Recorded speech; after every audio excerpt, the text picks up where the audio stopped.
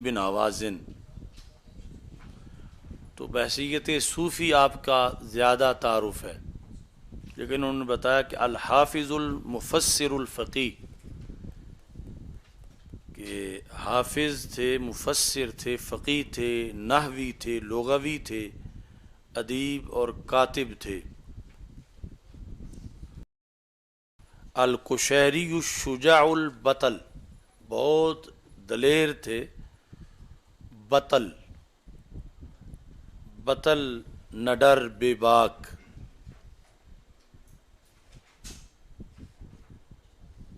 بطل۔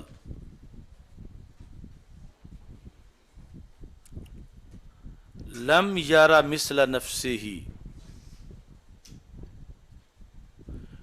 انہوں نے خود بھی اپنے جیسا کوئی نہیں دیکھا۔ ولا الراؤون مثلہ، دیکھنے والوں نے بھی ان جیسا کسی کو نہیں دیکھا۔ یعنی امام قشیری اپنے آپ کو، مطلب یہ ہے کہ وہ سمجھتے تھے کہ جو میری ذمہ داریاں ہیں میرے زمانے میں وہ اور کسی کی نہیں ہیں۔ تو یہ تب ہی وہ سمجھتے تھے جب وہ ذہن میں یہ عقیدہ رکھتے تھے کہ اور کسی میں ایسی صلاحیتیں نہیں ہیں جو یہ بوجھ اٹھا سکے، تو مجھے یہ بوجھ اٹھانا چاہیے۔ اس سے ثابت ہوا کہ وہ اپنے جیسا کسی کو نہیں سمجھتے تھے، نہ کہ ویسے تکبر کی بنیاد پر۔ اور ساتھ یہ ہے ولا الراؤون مثلہ وانہ الجامع لانواع المحاسن، تو رنگا رنگ خوبیوں کے وہ جامع تھے۔ 377 ہجری میں ان کی ولادت ہوئی۔ امام حاکم سے انہوں نے حدیث سنی، اور ان کے علاوہ اور خطیب بغدادی نے آپ سے حدیث روایت کی، اور اس کے علاوہ محدثین میں۔ اور آپ نے یعنی امام قشیری نے مشہور تصانیف جو ہیں وہ تصنیف کی۔ 465 ہجری میں آپ کا وصال ہوا۔ یہ امام شامی کہتے ہیں کہ میں نے یہ سارے حالات جو مواہب لدنیا پر زرقانی کی شرح ہے اس سے اخذ کیے ہیں۔ تو ان کی مشہور کتاب جو ہے وہ امام قشیری کی رسالہ قشیریہ، قولہ فی رسالتہ، رسالہ بمعنی مرسلہ، یعنی اصل میں وہ اس زمانے کے صوفیاء کی طرف انہوں نے لاہ عمل لکھ کے بھیجا تھا کہ اس طرح تم اپنے تصوف اور طریقت کو چلاؤ۔ یہ نظام خانقاہی کا نصاب تھا۔ ایلتی کاتبہا، وہ جو لکھا انہوں نے صوفیاء کی ایک جماعت کی طرف، ببلدان الاسلام، اسلامی دنیا کے مختلف شہروں میں جو صوفیاء رہتے تھے، 437 ہجری میں۔ اس میں آپ نے طریقت کے مشائخ کا ذکر کیا۔ وفسر الفاظا تدور بینہم بعبارات انیقات، اور جو تصوف کی اصطلاحات تھی اس کی آپ نے تشریح کی۔ آپ نے تفسیر کی ان الفاظ کی جو بار بار استعمال ہوتے تھے درمیان صوفیاء کے، بعبارات، ان کا تعلق ہے فسرہ کے ساتھ، یعنی تفسیر کی عمدہ عبارات کے ساتھ۔ آگے ہے مع صلابتہ فی مذہبہ، کہ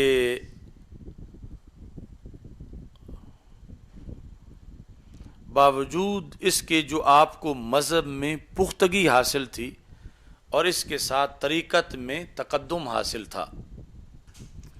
صلابت کا مطلب کیا ہے؟ قوتی و تمکنی، مضبوطی جو آپ کو حاصل تھی۔ مذہبی سے مراد ہے مذہب الامام شافعی، یعنی یہ انہوں نے واضح کیا کہ امام قشیری شافعی تھے، امام شافعی رحمۃ اللہ علیہ کے مقلد تھی رضی اللہ تعالیٰ عنہ۔ اور طریقۃ اہل الحقیقت وہوا مذہب الامام شافعی، اوپر آیا کہ مذہب میں پختہ تھے۔ و تقدمی فی هذه طریقت، طریقہ سے مراد کیا؟ اہل حقیقت کی طریقت۔ سمعت، انہوں نے ابو القاسم قشیری نے اپنے رسالہ قشیریہ میں یہ بات کہی، یہ آگے ہے مقولہ: سمعت الاستاذ ابا علی الدقاق، کہ میں نے استاذ ابو علی دقاق سے یہ سنا، وہ کہہ رہے تھے: انا اخذت هذه طریقہ من ابی قاسم النصر آبادی، کہ میں نے یہ طریقہ یعنی طریقت حاصل کی ہے ابو القاسم نصر آبادی سے۔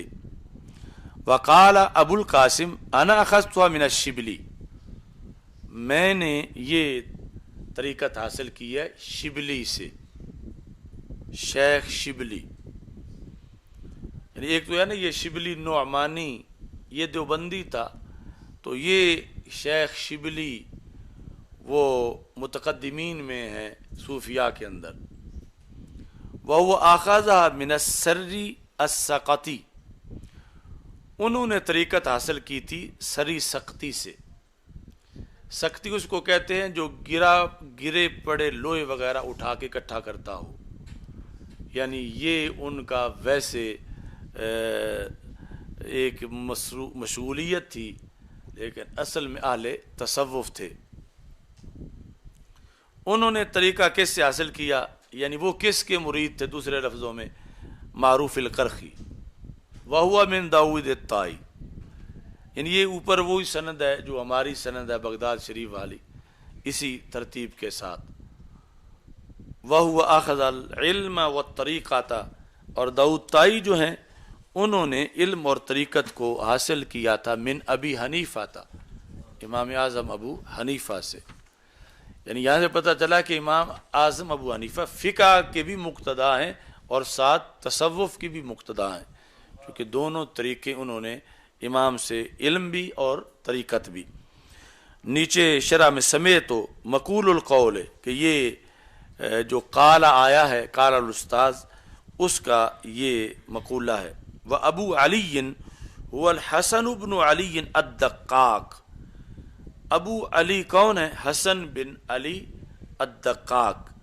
وابو القاسم هو ابراہیم بن محمد نصر آبادی،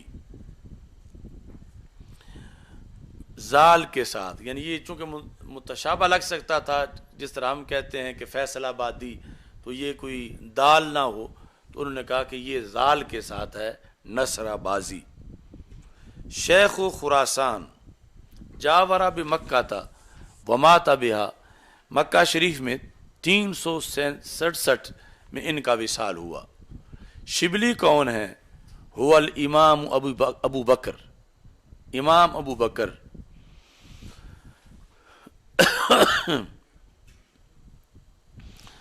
ان کو شبلی کہتے ہیں،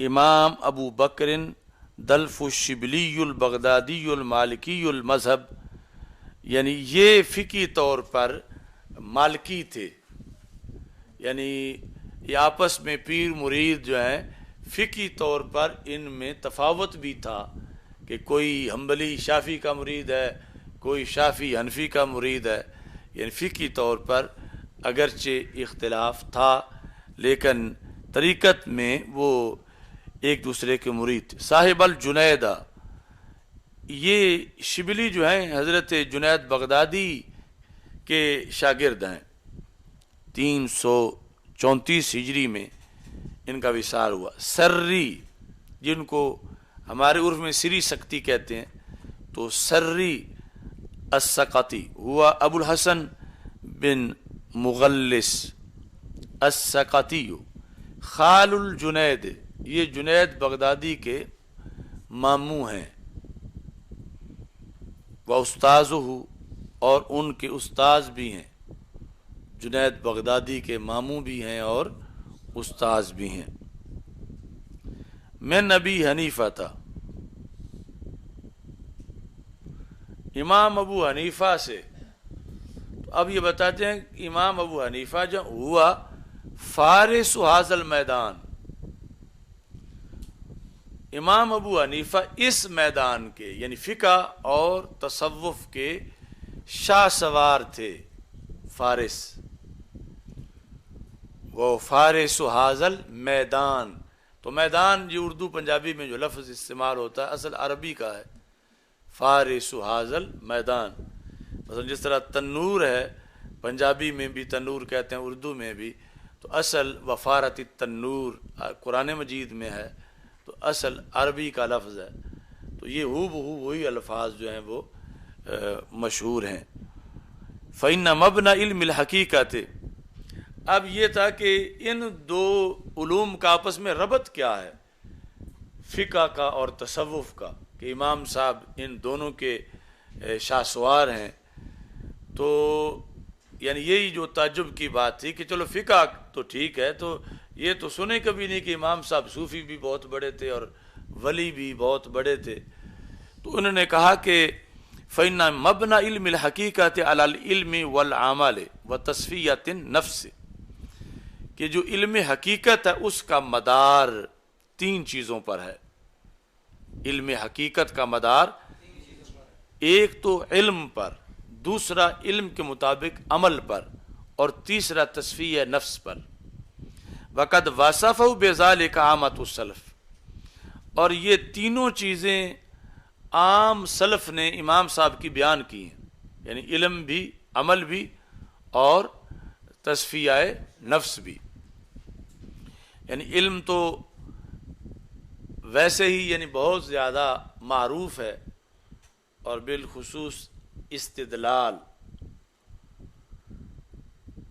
یہ جو تبیین الحقائق شرح کنز الدقائق ہے اس میں لکھا ہے کہ امام اعظم ابو حنیفہ رحمہ اللہ تعالی ابھی فارغ التحصیل نہیں ہوئے تھے، یعنی چرچا نہیں ہوا تھا آپ کی امامت کا.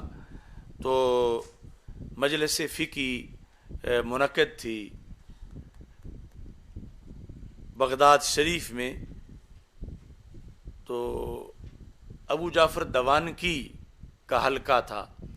تو یہ مسئلہ ڈسکس ہو رہا تھا کہ جس گلاس پہ چاندی کے نقش و نگار بنے ہوئے ہوں، گلاس ہو لکڑی کا یا لوہے کا، نقش و نگار اوپر چاندی کے بنے ہوئے ہوں، تو کیا اس میں پانی پینا جائز ہے یا ناجائز ہے؟ تو وہ جو مجلس کے عمائدین تھے، بڑے فقہا، سب اس پر متفق ہو گئے کہ مکروہ ہے پانی پینا اس میں، چونکہ چاندی کے برتن کو استعمال کرنا منع کیا گیا ہے اس حدیث شریف میں. تو پھر اس پر بھی چاندی لگی ہوئی ہے اور پانی اسی نقش و نگار سے گزر کے آ رہا ہے منہ کی طرف، اگرچہ پوری چاندی نہیں ہے، نقش و نگار چاندی کے بنے ہوئے ہیں. تو جب اس پر ان سب نے اتفاق کر لیا تو امام صاحب یوں انگڑائیاں لے رہے تھے جیسے اندر کوئی چیز اٹکی ہوئی ہو. تو اس سے ابو جعفر دوانکی انہیں محسوس ہوا کہ انہیں کوئی شاید اعتراض ہے اس بات پر. تو انہوں نے پوچھا کہ آپ کے نزدیک کیا ہے، کیا اس مسئلے کا حل ہے؟ تو آپ نے فرمایا کہ مطلقاً جائز بھی نہیں اور مطلقاً مکروہ بھی نہیں، ایک صورت میں جائز ہے اور ایک صورت میں مکروہ ہے. تو ان سب نے توجہ کی کہ یہ دو صورتیں انہوں نے کہاں سے بنا لی ہیں. تو انہوں نے پوچھا کہ کس صورت میں پانی پینا نقش و نگار چاندی کا ہے، کس صورت میں جائز ہے اور کس صورت میں ناجائز ہے؟ تو آپ نے انہیں فرمایا کہ آپ مجھے یہ بتائیں کہ ایک بندے نے چاندی کی انگوٹھی پہنی ہوئی ہو اور وہ چلو بھر کے اس طرح پانی پیے، تو یہ پینا جائز ہے یا ناجائز ہے؟ تو سب نے کہا یہ تو جائز ہے، اس میں تو کوئی حرج نہیں. تو آپ نے فرمایا پانی تو اب بھی چاندی سے گزر کے ہی آ رہا ہے کہ جو اس نے انگوٹھی پہنی ہوئی ہے. تو اس بنیاد پر آپ نے فرمایا کہ صورتحال یہ ہے کہ اگر جہاں منہ رکھ کے پانی پینا ہے اس جگہ پہ چاندی لگی ہوئی ہے تو پھر تو مکروہ ہے، اور اگر اس جگہ چاندی نہیں لگی ہوئی، نیچے اگرچہ نقش و نگار موجود ہیں، تو پھر مکروہ نہیں، پھر جائز ہے. تو ان سب فقہا نے پھر تحسین کی آپ کی دلیل کی اور تسلیم کیا کہ واقعی اسی طرح یعنی دو صورتیں ہیں کہ مطلقاً مکروہ بھی نہیں ہے اور مطلقاً جائز بھی نہیں ہے. تو یہ آپ کا جو فقہی اور علمی مقام یہ تو بچپن سے یعنی طالب علمی کے زمانہ سے معروف تھا. پھر یہ ہے کہ ورع کے لحاظ سے تو قرض لینا تھا جس سے اس کے گھر کے باہر جا کے کھڑے تھے اور دھوپ میں کھڑے تھے اور دیوار کا سایہ تھا اور وہاں کھڑے نہیں ہو رہے تھے، دروازے پہ دستک دیکھ کے دھوپ میں کھڑے تھے، تو کسی نے کہا کہ دھوپ ہے شدید اور سایہ ساتھ ہی ہے تو سایہ میں کھڑے ہو جاؤ. تو آپ نے فرمایا کہ اس بندے سے میں نے قرض لینا ہے، یعنی اسے قرض دیا ہوا جو میں نے واپس لینا ہے، اور کل قرض جر نفعا فہو ربا، اور جس قرض سے بھی کوئی فائدہ حاصل کر لیا جائے وہ ربا بن جاتا ہے. تو میں اگر اس کی دیوار کے سائے کے نیچے کھڑا ہوں گا تو یہ بھی ایک فائدہ ہوگا، یہ بندہ میرا مقروض ہے، تو اس بنیاد پر میں نہیں کھڑا ہونا چاہتا تاکہ کہیں معمولی سا شائبہ بھی میرے رزق میں ربا کا داخل نہ ہو. اور ساتھ ہی یہ تھا کہ تیسرے نمبر پر تصفیہ نفس.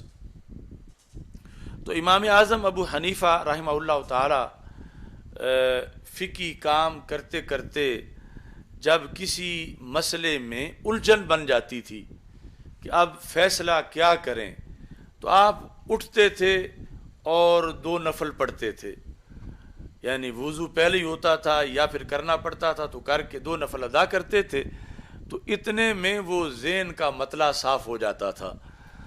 تو یہاں پھر محققین نے لکھا کہ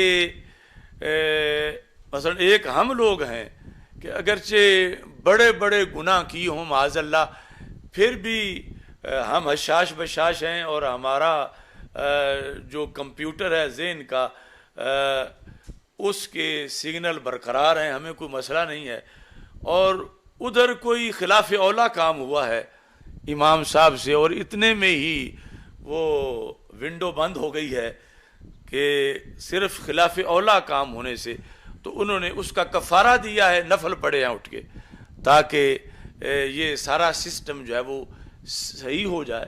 انہوں نے کہا کہ اصل میں یعنی ورع کے وہ اس مقام پر تھے کہ ان کے نزدیک جس طرح کہ حسنات الابرار سیئات المقربین، یعنی ہمیں تو معاذ اللہ کبیرہ گناہوں سے بھی وہ الجھن دماغ پر یا اپنے کام میں نہیں بنتی جو انہیں خلاف اولا سے بھی بن جاتی تھی.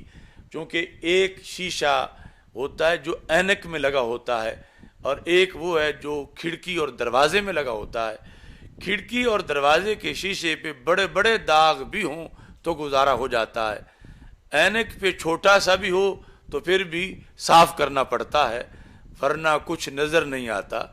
تو وہ یعنی ان کا اعلیٰ رتبہ تھا اس ورع کے اندر. یہ نہیں کہ معاذ اللہ کہ وہاں پر اتنی کثرت تھی گناہوں کی، نہیں، وہ ورع کا یہ مقام تھا کہ انہیں چھوٹی سی جو لغزش ہے وہ بھی کبیرہ جیسی معلوم ہوتی تھی، اور پھر اس پر پریشانی کی بنیاد پر ذہن کے سوچنے پر اثر پڑتا تھا تو آپ اس کا کفارہ ادا کر دیتے تھے نفل پڑھ کے تاکہ ذہن میں کوئی الجھن نہ رہے اور ذہن صحیح طریقے سے سوچے.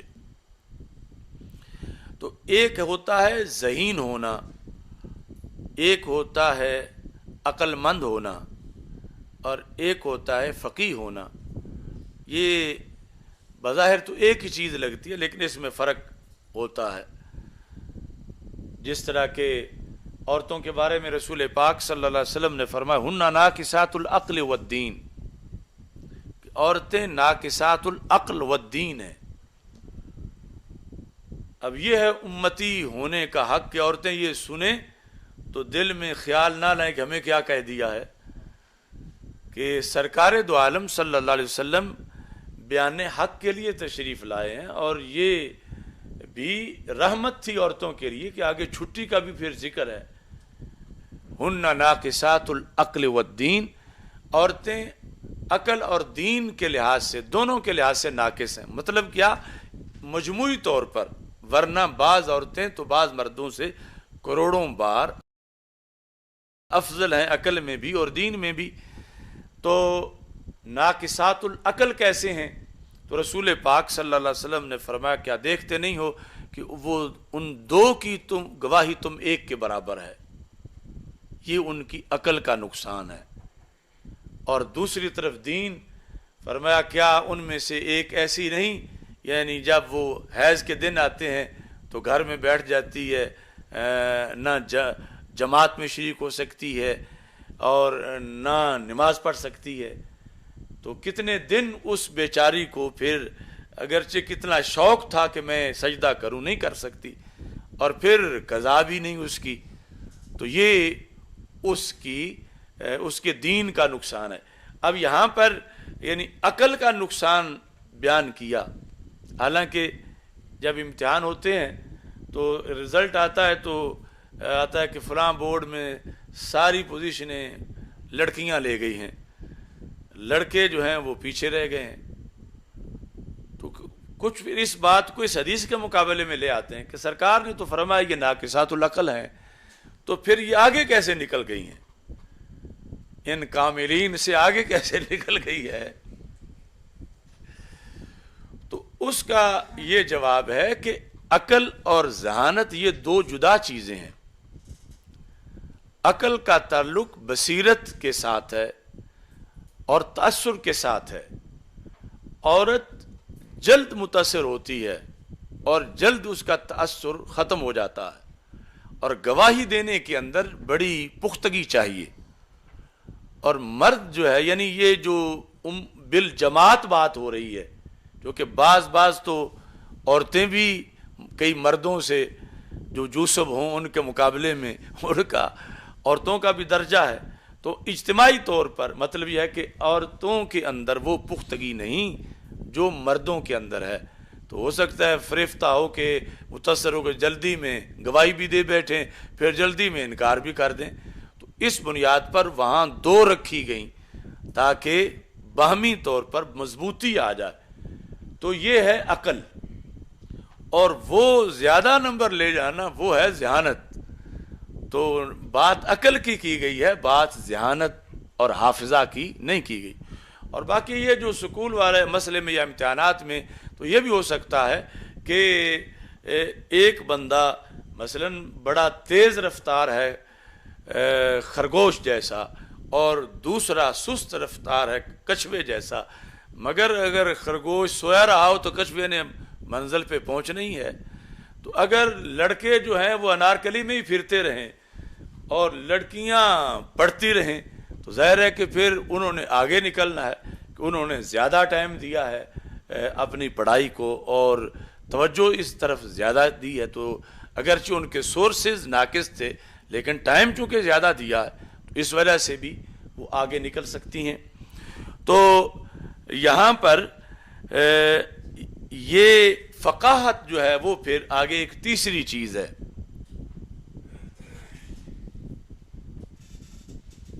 عقل اور ذہانت اور پھر فقاہت۔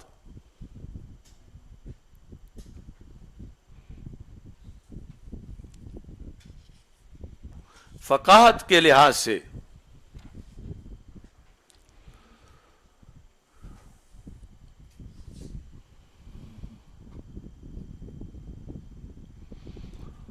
تو فقاہت کے اندر علم کے ساتھ تصفیہ نفس کا بڑا دخل ہے۔ علم کے ساتھ تصفیہ نفس کا بڑا دخل ہے۔ یعنی ایک بندہ بڑا ہی زیرک ہو، بڑا عقل مند ہو، لیکن اندرونی طور پر عیاش ہو، بدماش ہو، وہ فقیہ نہیں ہو سکتا، اگرچہ اس کو کتنے اصول قاعدے ضابطے آتے ہوں۔ یعنی ایسا مقام آ جاتا ہے کہ جہاں اس کی باطنی عیاشی یا خرابی آڑے آ جاتی ہے اور وہ صحیح نتیجے تک نہیں پہنچ سکتا، اگرچہ یہ جو علوم عالیہ اور عالیہ ان میں ماہر تھا، لیکن باطنی طور پر صوفی نہیں تھا تو پھر بھی جا کر حقیقی نتائج جو ہیں وہ حاصل نہیں ہو سکتے. تو امام صاحب جو ہیں وہ یہ سارے سورسز کے ہمراہ باطنی طور پر صوفی بھی اعلیٰ درجے کے تھے. اور اس بنیاد پر یعنی یہاں تک آیا کہ جب مسجد کوفہ میں بیٹھ کے وضو کر رہے تھے تو ادھر ساتھ ایک نوجوان وضو کر رہا تھا. المیزان الکبریٰ میں امام شارانی نے لکھا کہ وہ پانی نالی کا ادھر جا رہا تھا ادھر سے, تو آپ نے اس کی طرف دیکھا تو فرمایا کہ تجھے شرم نہیں آتی کہ تم ابھی فلاں گناہ کر کے آئے ہو اور اب تم اسی طرح مسجد میں آ گئے ہو. یہ جو وضو کا پانی تیرا آ رہا ہے اس میں وہ گناہ مجھے نظر آ رہا. اب قیامت تک کی ٹیکنالوجی ایسی مشین نہیں بنا سکتی جو پانی سے گناہ کبیرہ یا صغیرہ دیکھے. تو یہ روحانیت ہے امام اعظم ابو حنیفہ کی. یعنی اس میرٹ پر آ کے انہوں نے یہ استدلال کیے, استنباط کیے. اور اس پر بھی پھر فقہا نے لکھا کہ فقہا نے اگرچہ امام محمد رحمۃ اللہ علیہ نے بعض دیگر ائمہ نے جو وضو کا مستعمل پانی ہے اس کے بارے میں کوئی فتویٰ نہیں دیا کہ اگر اس کو کپڑے سے صاف کیا ہے تو اب وہ کپڑا قابل استعمال نہیں رہا. صاحب نے کہا صحیح ہے, لیکن امام اعظم ابو حنیفہ نے اس کو ریجیکٹ کیا کہ وضو کا پانی جس کپڑے سے صاف کرو اسے پھر نماز میں استعمال نہ کرو. کیوں؟ یعنی انہیں تو وہ گناہ نظر آتے تھے, تو جسے سامنے نظر آ رہے ہوں کپڑا اس سے آلودہ نظر آ رہا ہو تو وہ تو پھر اپنی آنکھ سے دیکھ رہا ہے. تو یعنی اس حد تک جو ہے وہ امام صاحب کی ورع پرہیزگاری اس کا اس میں دخل تھا. اور حدیث شریف میں ہے کہ لا تدخل الملائکۃ بیتا فیہ کلب او سورہ, فرشتے اس گھر میں داخل نہیں ہوتے جس گھر میں کتا ہو یا تصویر ہو. اس پر صوفیاء نے لکھا کہ جس دل میں گندے خیال رہتے ہوں وہاں نور علم کیسے آ سکتا ہے. یعنی فرشتے اس گھر میں داخل نہیں ہوتے جس گھر میں کتا ہے یا تصویر ہے. تو کہا اس دل میں علم دین نہیں داخل ہوتا, یعنی اپنی برکتوں کے ہمراہ, کہ جس دل کے اندر گندے خیال بستے ہیں, جس دل کے اندر بری سوچیں رہتی ہیں, یا جس دل کے اندر بد اعتقادی کا کتا رہتا ہے, یعنی حقیقی جو علم کی برکات ہیں وہاں پر داخل نہیں ہو سکتی. اور دوسری طرف من اخلص للہ 40 یوما انبت اللہ ینابیع الحکمہ علی لسانہ, کہ جس نے اللہ کے لیے 40 دن اخلاص کیا اللہ اس کی زبان پر حکمت کے چشمے جاری کر دیتا ہے. یعنی یہ وہ للہیت اور خلوص ہے کہ جس کی بنیاد پر یعنی چشمہ جاری ہوتا ہے کہ خود بخود علم آتا ہے اور خود بخود وہ علم آگے تقسیم ہوتا ہے.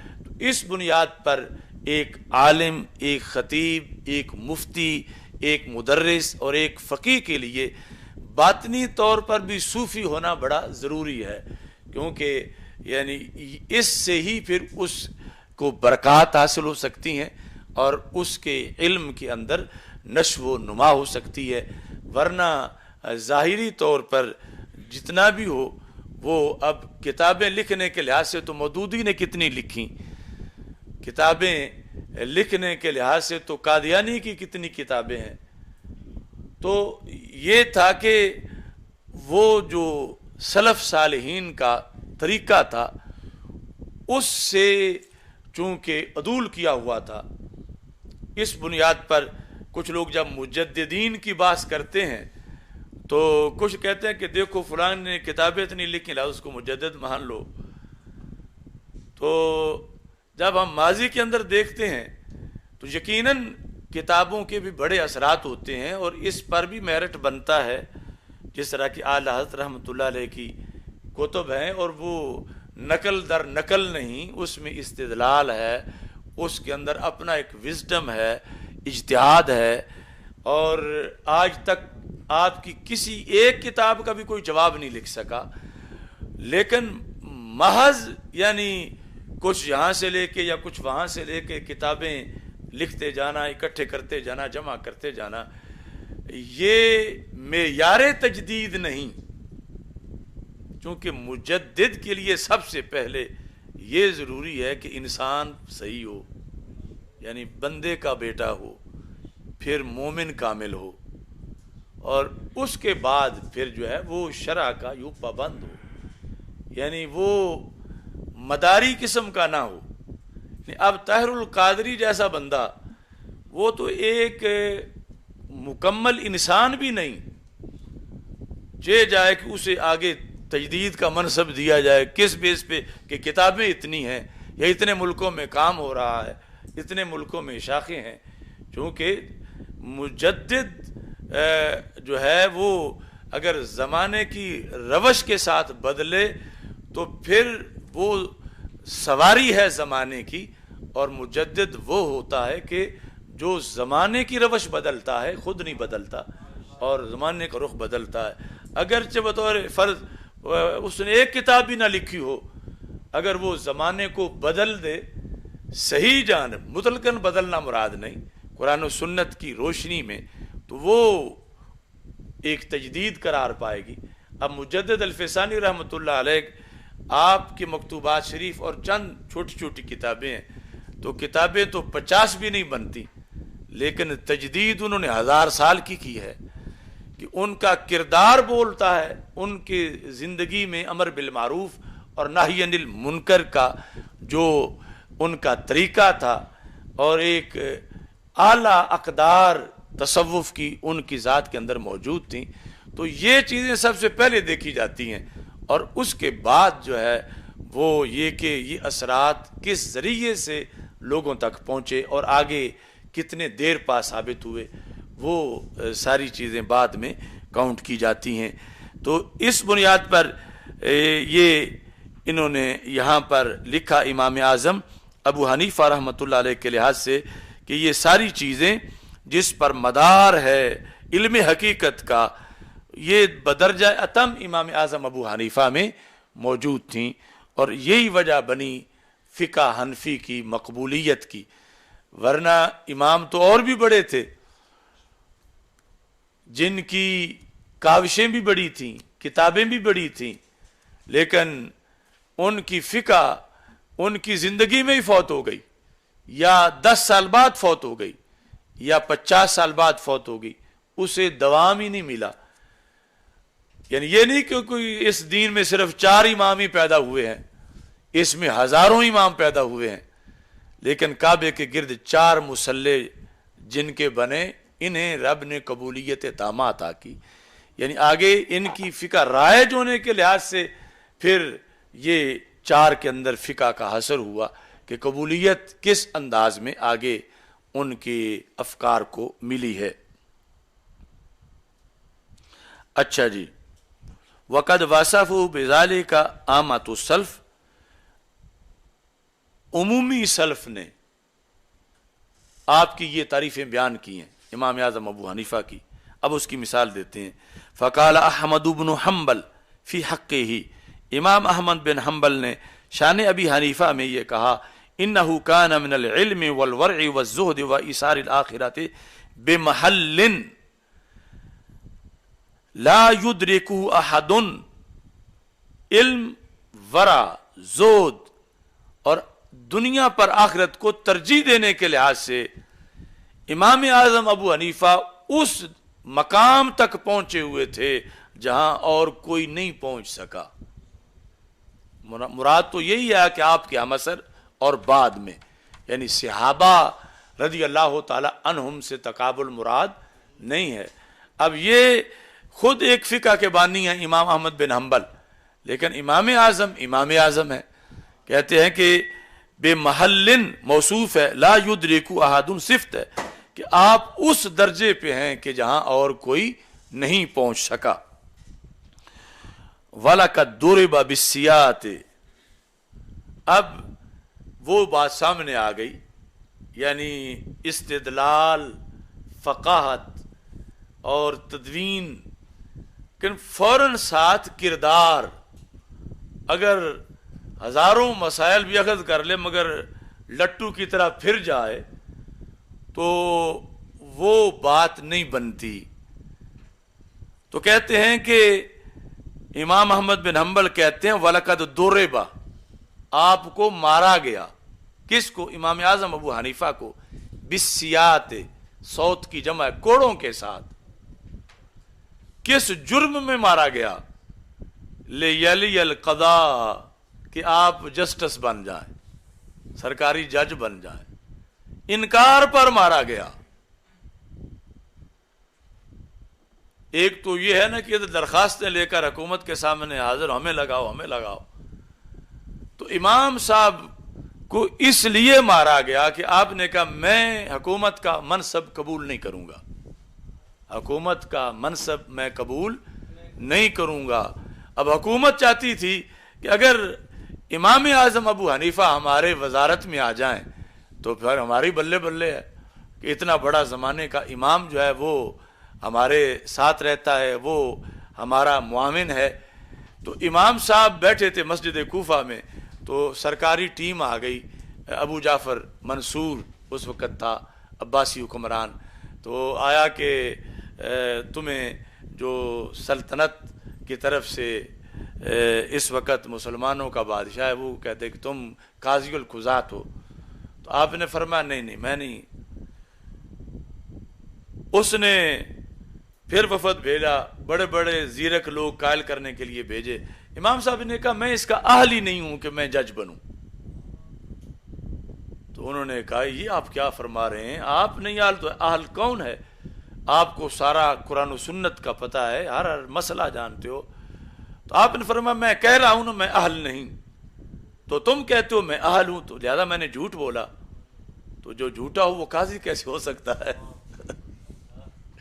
یعنی ان کی بات سے ہی، یعنی آپ نے فرمایا میں نہیں قاضی بن سکتا. جن بیسز پہ کہا وہ اور تھیں، لیکن انہوں نے کہا نہیں آپ بن سکتے ہیں. تو فرمایا بات تو پھر یہی ختم ہوگی، میں کہتا ہوں میں نہیں بن سکتا، تم کہتے ہو میں بن سکتا ہوں، تو لہٰذا تمہاری سوچ کے مطابق میں پھر جھوٹ بول رہا ہوں. تو قاضی کے لیے تو پہلی بات یہ ہے کہ وہ جھوٹ نہ بولے. تو اس بات بنیاد پر مجھے آپ کیسے قاضی بنائیں؟ جب مزید دباؤ ڈالا گیا تو آپ نے فرمایا کہ قاضی بننا تو بڑی دور کی بات ہے. اگر ابو جعفر منصور مجھے کہے کہ میں جس مسجد کوفہ میں بیٹھ کے پڑھا رہا ہوں وہ کہے کہ امام ابو حنیفہ مجھے تم ایک بار اس کی کھڑکیاں گن کے بتا دو کتنی ہیں، اس کے کہنے پر میں کھڑکیاں بھی نہیں گنوں گا، تو میں اس کا قاضی بن کے اس کے سیاہ سفید پر مور کیسے لگاؤں؟ قاضی بننے پر تو مجھے اس کے فیصلوں پر تصدیق کرنی پڑے گی. اور میں ایک جائز کام ہے کہ اور کہے گا تو میں کھڑکیاں گن کے بتا دوں گا، لیکن اگر وقت کا حاکم کہے گا تو میں نہیں گنوں گا. اس کا کہنا اور ہے، عام بندے کا کہنا اور ہے. اب یہ انکار کے بعد پھر آپ کو گرفتار کیا گیا اور پھر کوڑے مارے گئے. تو امام احمد بن حنبل ان کوڑوں کا ذکر کر رہے ہیں کہ دوریبا وَلَقَدْ دوریبا بِالسِّیَاطِ، انہیں کوڑے مارے گئے امام اعظم ابو حنیفہ کو. وقت کا امام کہ جس کے پائے کا اس وقت روئے زمین پر امت میں کوئی بندہ نہیں تھا اور نہ بعد میں ہے، لیکن بالآخر آزمائش اتنی سخت ہوئی کہ انہیں معاذ اللہ کوڑے کھانے پڑے. تو کوڑے کھا کے بھی جو حق پہ ڈٹا رہا، یہ چیز کاؤنٹ کی گئی ساتھ اجتہاد کے. اس لیے کہا گیا کہ وہ جس رتبے پر تھے اور کوئی نہ پا سکا، کہ ان کا کردار بھی ساتھ بول رہا تھا کہ نہ تو انہوں نے سرکاری مراعات لی ہیں، نہ یہ بادشاہ کے دروازے پہ گئے ہیں، بادشاہ کی پیشکش کو ٹھکرایا ہے اور ٹھکرا کے پھر سزا بھی لے لی ہے، مگر یہ برداشت نہیں کیا کہ کہیں میں شریعت سے کسی طرح کی کوئی غلطی کر جاؤں بادشاہ کے کہنے پر. وہ جو آپ نے سیٹ چھوڑی تھی عبد الرحمن بن ابی لیلہ نے قبول کی، اور اپنے طور پر وہ بھی بہت بڑے منصب پر تھے، بہت بڑے فقیہ تھے، تابعی تھے، لیکن امام اعظم ابو حنیفہ پھر امام اعظم تھے، اور آپ نے پھر اس کا ابن ابی لیلہ کا رد کیا. یعنی ابن ابی لیلہ کسی فاسق و فاجر بندے کا نام نہیں ہے، بہت بڑے علمی امام کا نام ہے. لیکن جس وقت انہوں نے ایک فیصلہ کیا تو آپ نے فرمایا فیصلہ ایک ہے، غلطیاں 5 اس میں کی ہیں. تو بہرحال یہ یعنی چیز آج اگر ہمارے لیے سختیاں ہیں تو ہمارے بڑوں کے لیے کتنی سختیاں تھیں، جبکہ ہماری حیثیت ان کی خاک پا جیسی بھی نہیں ہے، اور انہیں اس حد تک یعنی مارا گیا. اب یہی امام احمد بن حنبل جو کہہ رہے ہیں تو آخر بالآخر ان کی پشت پہ بھی کوڑے لگے، اور ان کی رمضان کے مہینے میں گرفتار کیا گیا، اور رمضان میں ان کو کوڑے مارے گئے، اور لکڑیوں میں باندھ کے ایک طرف بازو دوسری طرف ٹانگیں یوں لٹکا کے درمیان میں پشت پہ، وہ ایک کوڑا ہاتھی کو لگتا تو وہ بھی اس کا پیٹ زمین سے لگ جاتا. تو یہ کوڑے امام احمد بن حنبل نے کھائے مسئلہ خلق قرآن پر، کہ حاکم کہتا تھا کہ قرآن اللہ کی مخلوق ہے، آپ کہتے تھے نہیں یہ غلط ہے، قرآن اللہ کا کلام ہے، صفت قدیم ہے، یہ مخلوق نہیں ہے. تو یہ بھی درمیان میں مرحلہ عالم کے لیے آتا ہے اپنی اپنی بساط کے مطابق. تو اس لیے یعنی پڑھائی کے ساتھ ساتھ یہ کردار کی پختگی بھی ضروری ہے، جس کا یہاں پہ تذکرہ کیا گیا. چونکہ یہ جو سرکاری مراعات ہیں، اگرچہ بعض لوگ اس کے جواز پر بھی دلائل دیتے ہیں، اور ہو سکتا ہے کچھ شریعت کو صحیح بندے جو ہوں ان سے فائدہ بھی ہو جائے، لیکن شاعر نے کہا تھا جج بنا کے اچھے اچھوں کا لبھا لیتے ہیں دل، کیا ہی ہیں خوش نما 2 جیم ان کے ہاتھ میں. جج بنا کے اچھے اچھوں کا لبھا لیتے ہیں دل، یعنی اچھے اچھے علماء فقہا یہ ضیاء الحق کے دور تک اور اب بھی، یعنی جو اگر گیا تو وہ سمجھے کہ اگر پہلے اس کی آزمائش 100 تھی تو اب 1,00,000 درجے کی ہو گئی ہے، کیونکہ پہلے اس کی حیثیت اور تھی. اب ہر وقت جہاں حلال حرام کا معاملہ چل رہا ہے اس کو آڑ بنائے گی حکومت، یعنی وہ ان کے ذریعے سے سب کروائے گی جو دین والے لوگ ان کے ساتھ بیٹھتے ہیں. تو اس لیے یعنی قرب سلطان کو آگ کہا گیا، اور کہا گیا کہ بئس الفقیر علی باب الامیر، کہ برا فقیر وہ ہے جو بادشاہ کے دروازے پہ جا بیٹھے، اور نعم الامیر علی باب الفقیر، اور اچھا بادشاہ وہ ہے جو کسی فقیر کے دروازے پہ جا بیٹھے. اچھا جی، فلم یفعل، یہ آگے لکھا ہے کوڑے کھا لیے مگر قاضی نہیں بنے. امام اعظم ابو حنیفہ رحمہ اللہ تعالی. الحمدللہ رب العالمین والصلاة والسلام علی رسول الکریم. استغفر اللہ لا الہ الا اللہ وحدہ لا شریک لہ، لہ الملک و لہ الحمد وہو علی